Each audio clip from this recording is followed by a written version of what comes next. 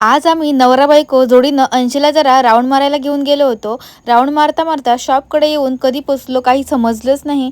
घरात दूध नव्हतं म्हणून म्हटलं घेऊन येऊ. पण मी एक वस्तूसाठी गेले आणि हे बघा 4-5 वस्तू घेऊनच बाहेर आले.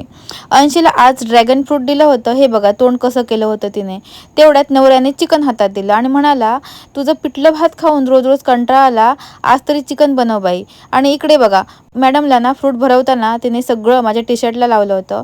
त्यानंतर ना चिकन थोडंसं फ्राय करायला ठेवलं आणि कॉफी पिऊन घेतली. पण ही भांडी काय माझा पाठलाग सोडतच नाही. मला तर बघूनच भीती वाटते. तोपर्यंत इकडे चिकन पण फ्राय करून झालं होतं.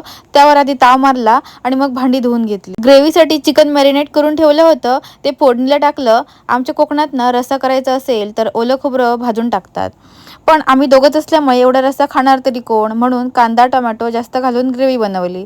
आज मला 2 वेळा आंघोळ करावी लागली, कारण अंशीने ड्रॅगन फ्रूट लावून पूर्ण कपडे खराब केले होते. हे बघा आमची चिमणी कशी मजा करत आहे. तर असा होता आजचा दिवस. चला आता उद्या भेटू. बाय.